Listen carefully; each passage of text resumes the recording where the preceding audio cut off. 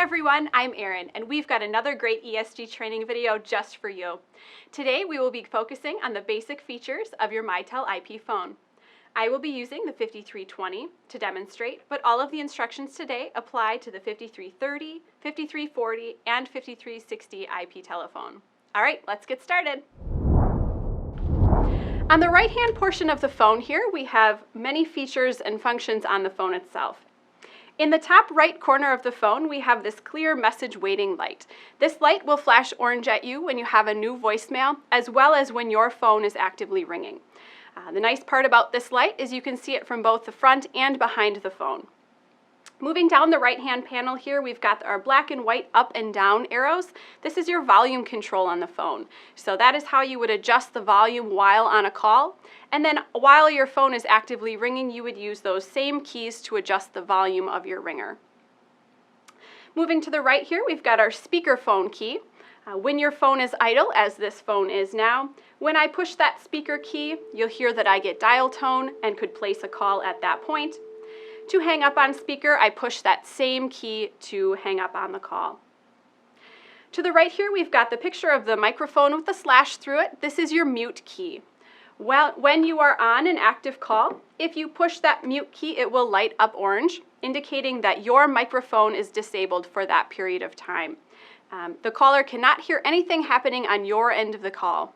You can still hear what's happening on the far end, but the caller would just hear silence. To activate your microphone again, you would just push that mute key again, the light goes out, and now the caller can hear you. Then moving down the right-hand side here, we've got a section of 6 fixed function keys. The first key we'll talk about is this blue applications key. The applications key is sort of like the main menu on your phone. This is where you'll go to access settings and personalization of the phone. So when I push that blue applications key, you'll see that this is where I access my call history, as well as the settings option that gives me more programmable features on the phone itself. Next to that blue applications key, we've got that circle with the X. That is your cancel key on the phone. The cancel key cancels the last function that your phone performed, and we'll talk more about that key when we get to the transfer and conference section in just a bit. Next to that, we have the 1, 2, 3 with the arrow. That's your redial on the phone. When you push that button, it will redial the last external number that your phone called. In the next row here, we've got that red key. This is our hold key. So to place a call on hold on your extension, you would push that red hold key. Your caller will then begin hearing the music on hold, and I will show you how to retrieve a call from hold in just a moment. Next to that, we've got the arrow with the 3 little heads. That is your transfer and conference key. So both features on that key, one key there, that's transfer and conference, both of which we will talk more in detail about in just a moment. Finally, we have that clear envelope key there. That is your message key. A couple different functions on that message key. The first is it will light up orange at you when you have a new voicemail. So if you remember, I said this top bar would flash with a new voicemail, so will that message key. Second use for that message key is to bring you directly to your voicemail center. So when your phone is idle, as it is now, you could push that message key and it will bring you right to your voicemail. If that key is lit, indicating that you have a new voicemail, you would first need to lift up the handset or put the phone on speakerphone and then push the message key to get to your voicemail center. Third use for that voicemail key is to transfer a caller directly to voicemail. So if you have a caller on the line and you wanted to transfer them to another voicemail box without ringing their phone first, you would push that message key, dial in that person's 4-digit extension, and then hang up the phone. That caller would go straight to voicemail without ringing the phone first. So that's the side panel over here with our fixed function keys. Again, all of these are referenced on the user guide as well in the bottom of that first column. Then moving our way to the middle of the phone here, up at the very top of our self-labeling display here, we've got the date and time. Both of those are there for your reference. Directly below the date and time, this is the space where your caller ID information will show through. So internally, you will see the person's name and extension. From the outside world, if someone were calling you directly or were transferred to you, you would see their name and caller ID information here as well. Then below the dotted line here, the top 3 keys of the phone are what we call soft keys. Now that just means that their function is always going to be changing depending on what you're doing with the phone. Okay, so right now you see that I've got the phone book option there in my soft key area. You'll see when I go off hook to place a call, that phone book option disappears because when I'm on an active call, I'll see different options there in the soft key area. Basically just the phone offering you shortcut keys to what it thinks you might need at that time. So those top 3 keys are our soft keys. We can't change what they do. They're just those dynamically shifting keys like I mentioned. Then below the solid black line here, the rest of your display are all personal keys that can be programmed. You'll notice that a couple of them are already taken up on the front end of things for programming purposes. But any key that you see that is blank on the bottom half of your screen there, you could program to be a speed dial to another extension, a speed dial to an outside number, or even a feature key. And we'll talk about how to program those speed dial keys in just a little while. Then at the very bottom of our phone here, we've got the 2 arrows left and right. If I push the arrow to the right, you'll see that I come to a second page of my display for an additional 8 programmable keys. Now you'll always know what page you're on. You've got the 1 or 2 in the bottom left corner of the display, and then the page icons as well, indicating what page you are currently viewing. To go back to our first page, I can just move back to the left there, and my first page of keys reappears. Then moving to the left-hand side of the phone, underneath the handset here, this is where your speaker is located. So when you are using the speakerphone function on the phone, that is where your caller's voice will be coming from. Also, when you are using the speakerphone functionality, the microphone that picks up your voice is located underneath the phone here in the middle portion. So that is where your voice would get picked up on a speakerphone call.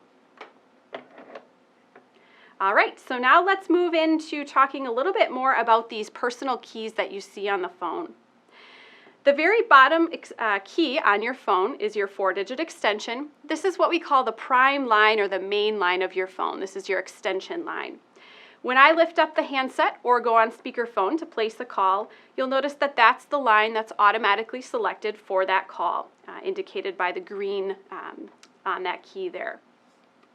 Right above your extension line, then you will notice the key that says second line. This is just another appearance of your extension. It's the same number, the same extension, just another line that you can use.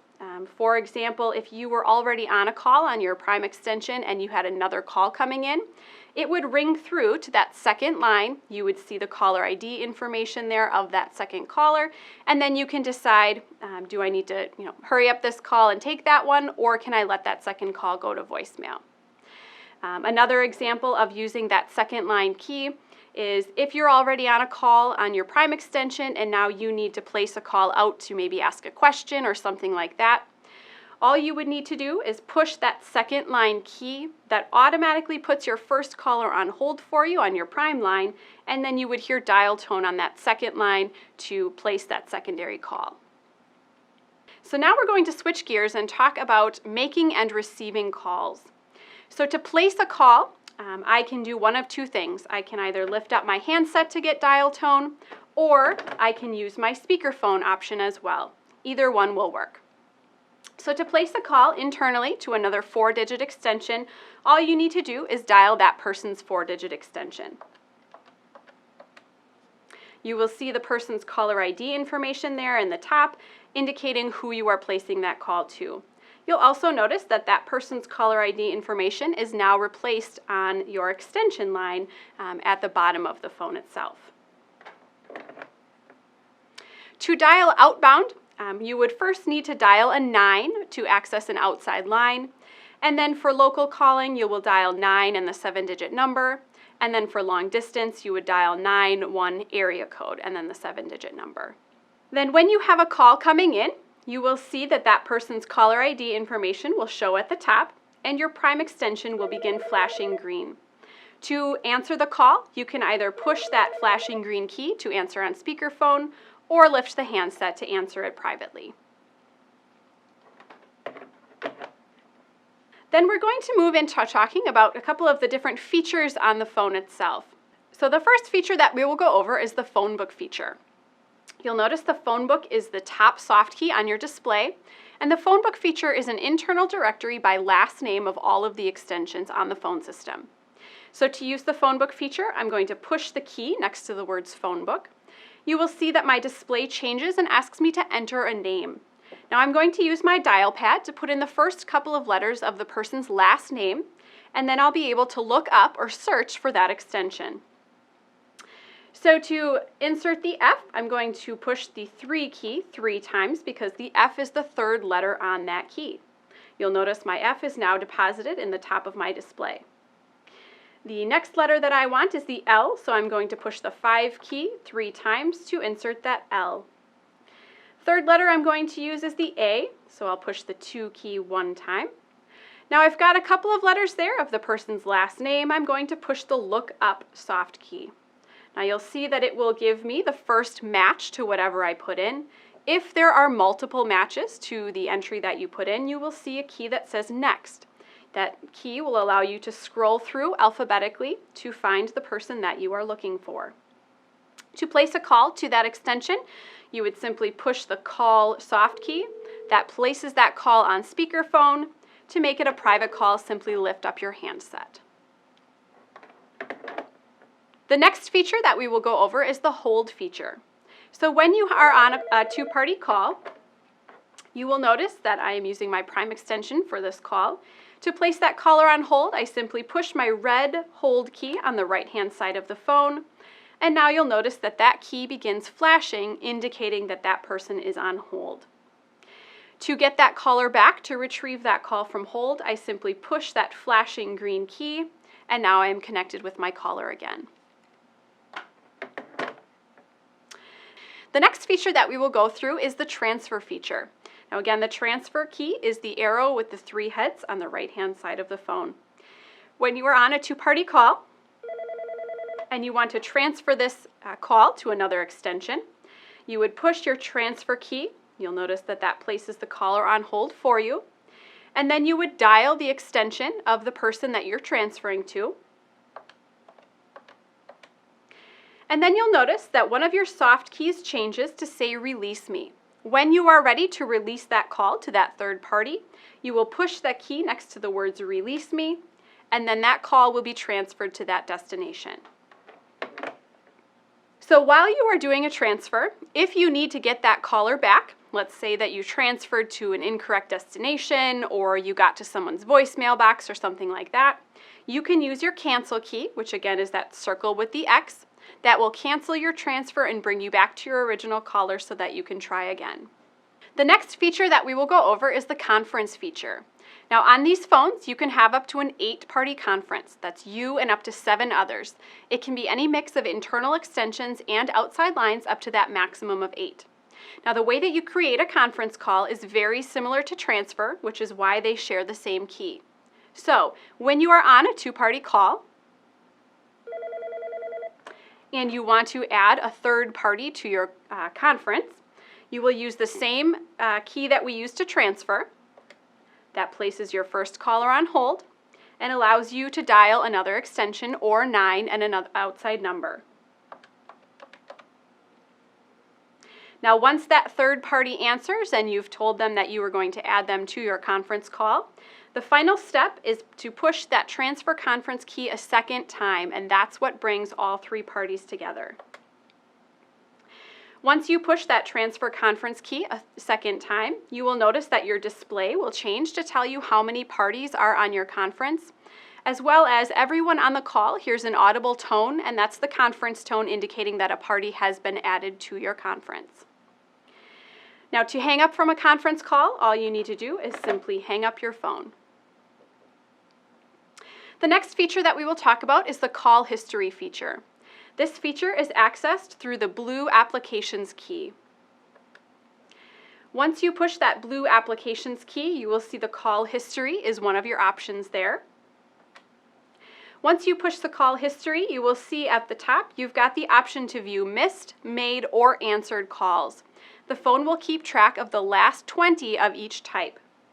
Now on the bottom half of the screen here, it tells you all of the entries of that type that you are looking at. So right now I'm looking at my missed calls and I see all of the entries at the bottom of the screen here. If I push the button next to any of those entries, you'll see that I get a screen with a little bit more information about that call. So not only do I see the caller ID information there, the person's extension if it's internal, as well as their name, but I also see the date, the time. If it was an answered call, I would see the duration of that call.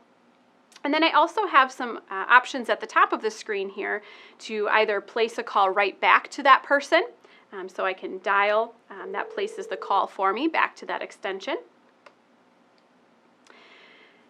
And then the final feature here that we will talk about is how to program personal speed dial keys. Now remember I said you can program any available key on your first page, but also remember that you have that second page to your display that you have to program as well. So to program a speed dial key, you're going to push that blue applications key, and then push settings, and then push programmable keys. Now it brings you back to your main screen and it wants to know which key you'd like to program. So you're going to push the button next to any of those open keys there, keeping in mind that you can move to page 2 if you'd like. So I'm going to select this key, and then I'm going to select to make this a speed call key. Now up at the top it asks me for my label. I'm going to push the key that says Edit Info, and now I'm going to enter in the label of what I want shown on my display for this speed dial key. Now you can use the dial pad the way that we did using the phone book feature, by pressing the key as many times as you need to get to that letter, or you can use the keyboard that showed up on your display here. Now if you're using the keyboard on the display, you do have the option here where it says Next Page to view all capital letters, and then if you push it again you'll see special characters, so that you can really personalize your label to however you'd like it to look. So for my example, I'm going to put Home for my label. Now I want to go back to my lowercase letters, and you just push the key next to the line of the letter that you want until that letter is highlighted. It will then deposit at the top of your screen. If you need a backspace, it is the top soft key here labeled backspace that will allow you to erase that letter. Once you've got the label of whatever you want shown there, you can push the key that says Edit Number, and then just dial in the number as you would dial it from your phone. So if it is an internal extension that you are creating a speed dial for, simply put in the 4-digit extension. If it's an outside number, be sure to have that 9 first, and if it's long distance, you would need the 91 area code. Once you have 9 and the number for an outside number or the 4-digit extension, you'll push the key that says OK, and then push Save.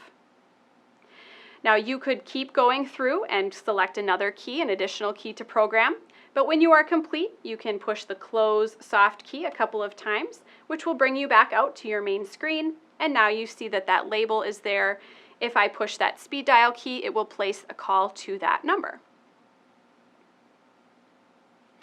The final feature here that I want to show you is called the Super Key. So I'm going to push that blue Applications key again, and then push the option for Super Key. Now the Super Key is basically another menu on the phone with additional options that you can use. The biggest thing that you'll use the Super Key for is if you ever want to change your ringtone of your phone. This is where you would come to do that. So I pushed the Super Key option, and then in the top here it gives me a phone book with a question mark. I'm simply going to press my No soft key until I see the option for Ringer Adjust question mark. Once I see that Ringer Adjust, I'm going to push Ring Adjust, and then Ringer Pitch. Now when I do that, I'll begin hearing the current ringtone that I have on my phone, and then to scroll through the different options, I'm going to use my up and down arrows here on the right-hand side of the phone. When I am ready to select an option, I'm going to push my Cancel key to save that ringtone. So I'm going to push Ringer Pitch, and then you can scroll through the different options here. When you're ready, push your Cancel key. That will save the option that you've chosen, and then push Cancel again to get back to your main screen. Another setting here under that blue applications key is to adjust your brightness and contrast of your self-labeling display here. So again, I push that blue key and then push settings, and then I choose brightness and contrast. Then using the 4 options here on your display, you can increase or decrease the brightness and contrast so that it's easier for you to see in the lighting in your work environment. When you're ready, you can select Save and then Close. All right, well that's it. You now know how to use your Mitel 5320E IP telephone. If you have questions, please refer back to the quick reference guide or contact your system administrator. I'm Erin Flanagan, and we'll see you next time.